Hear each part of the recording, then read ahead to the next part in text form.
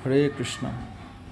আমরা যখন কোনো দরজা জানলা বানানোর কথা ভাবি তখন কিন্তু আমরা চিন্তা করি যে একটা সিজন উড কোথায় পাবো, মানে যে কাঠটি রোদ, জল, ঝড় সব কিছু সহ্য করে এত খাঁটি হয়ে আছে, যাকে আর নতুন করে রোদ, ঝড়, বৃষ্টি কিছু করতে পারবে না।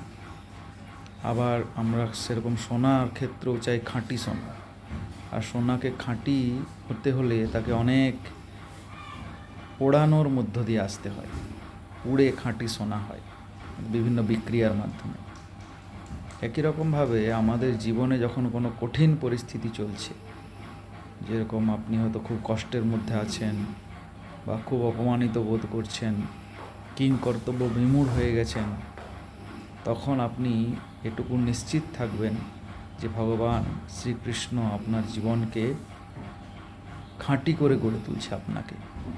এবং এই দুঃখ, কষ্ট, যন্ত্রণা, এই পরীক্ষাটুকু যদি আপনি পার হতে পারেন, তাহলে আগামী দিনে আপনার জীবন কোনোভাবেই আর বিপর্যস্ত হবে না।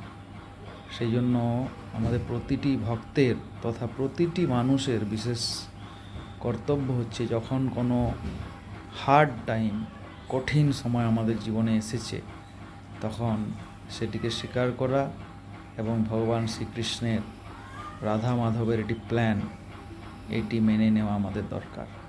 তাহলে আগামী দিনে আমাদের জীবন অনেক সুন্দর হতে চলেছে। যেন যে সমস্ত ভক্তরা বিভিন্ন স্ট্রাগলের মধ্য দিয়ে, দুঃখের মধ্য দিয়ে, কষ্টের মাধ্যমে ভক্তি জীবনে অগ্রসর করছেন, সেটা খুবই ভালো। আপনি একজন খাঁটি ভক্তে পরিণত হতে চলেছেন। এটি ভগবানের বিশেষ কৃপা। তাই জীবনের যে কোনো পরিস্থিতিতে আমাদের কৃষ্ণের উপর নির্ভরশীল হতে হবে। অবশ্য রক্ষিবে কৃষ্ণ বিশ্বাস ও পালন। রাধা মাধব আমাদেরকে অবশ্য রক্ষা করবেন। সমগ্র বৈদিক সাহিত্য ঘেটে আমরা দেখতে পাই যে এমন কোনো ভক্ত নেই ভগবান যাদেরকে রক্ষা করেন। যারা শুদ্ধ ভক্ত, প্রহ্লাদ মহারাজ, ধ্রুব মহারাজ, দ্রৌপদী, পঞ্চপাণ্ডব, এমনকি যখন একটা হাতি কুমিরের দ্বারা আক্রান্ত হয়েছিল, সেই গজেন্দ্র, তাকেও ভগবান রক্ষা করেছেন। সবাইকে ভগবান অভয় প্রদান করেন।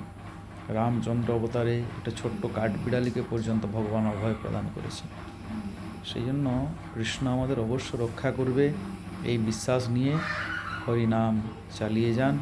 দেখুন এই মনুষ্য জীবন সার্থক হয়। হরে কৃষ্ণ।